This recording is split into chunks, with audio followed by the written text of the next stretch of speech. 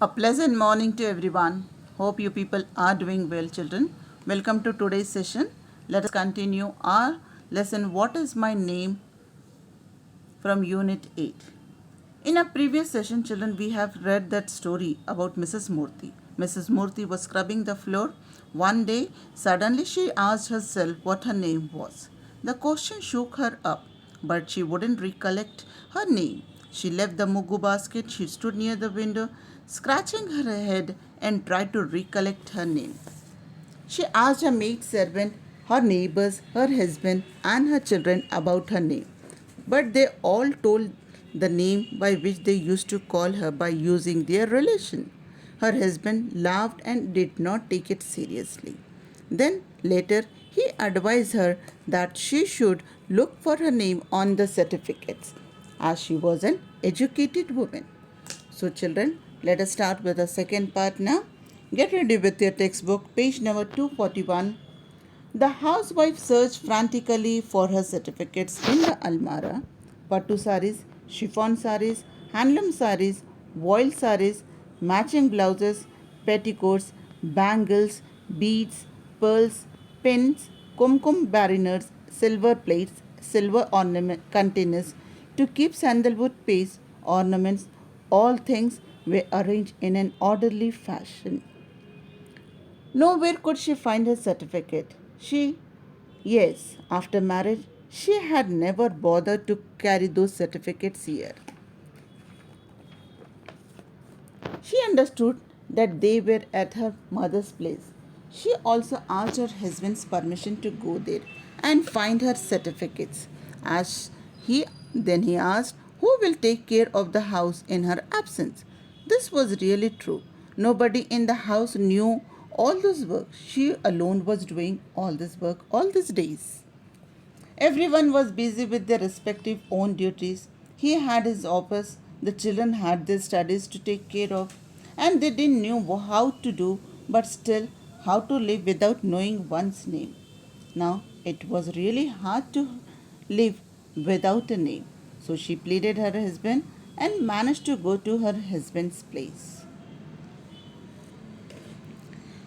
Looking her there coming alone, her parents were a bit worried and they questioned her why she came alone all of a sudden.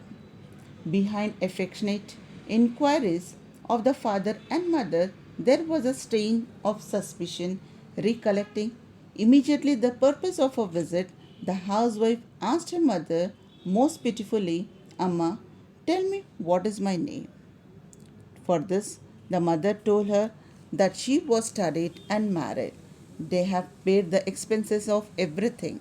Then she said she doesn't want to know her history, but she wanted to know her name, real name, and asked about her certificate.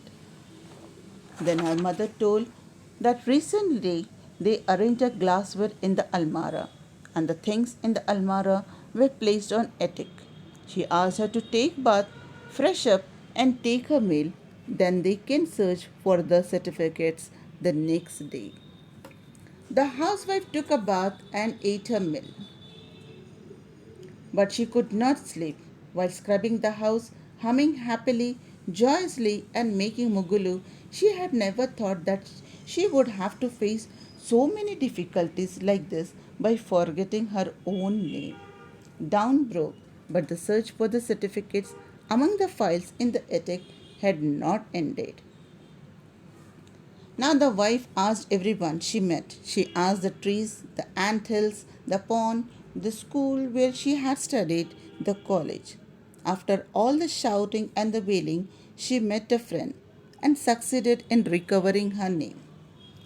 That friend was also like her, married and a housewife like her, but she had not made swabbing the sole purpose of her life. Scrubbing was only a part of her life. She remembered her name and the names of her friends. This particular friend recognized her housewife. Sharda, my Sharda, she shouted and embraced her. The housewife felt like a person, totally parched and dried up. Parched means dehydrated, about to die of thirst.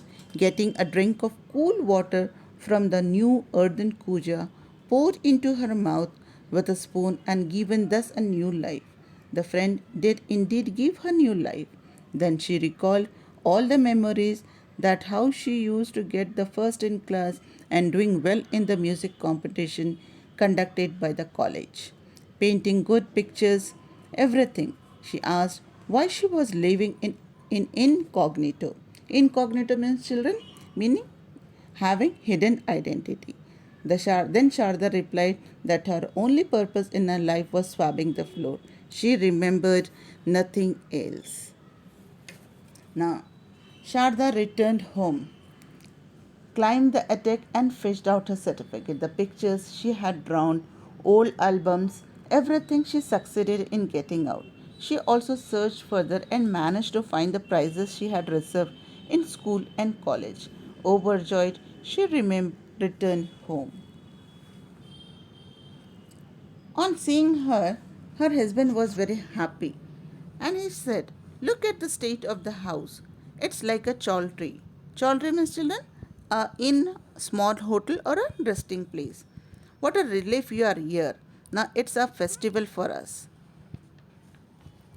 Just scrubbing the floor does not make a festival. By the way, from now onward, don't call me Yemoi Gemoi. My name is Sharda. Call me Sharda. Understood? Having said that, she went inside humming joyously. Sharda, who had always cared so much for discipline, keeping an eye on every corner, checking if there was dust, making sure things were properly arranged, each in its correct and respective order, now sat on the sofa which she had not been dusted for the last 2 days. She sat there showing the children an album of a painting that she had brought for them.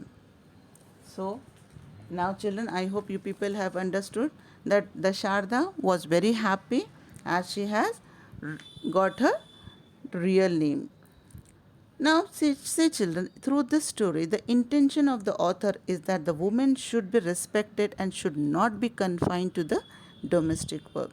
She feels that the women should not lose their own identity. They should make their own identity in this world and they should also take some part in the nation building activities also. I hope you people have enjoyed this lesson. Now it's time for you to take down your homework. Make a poster for an event to be celebrated on the occasion of Women's Day at your school.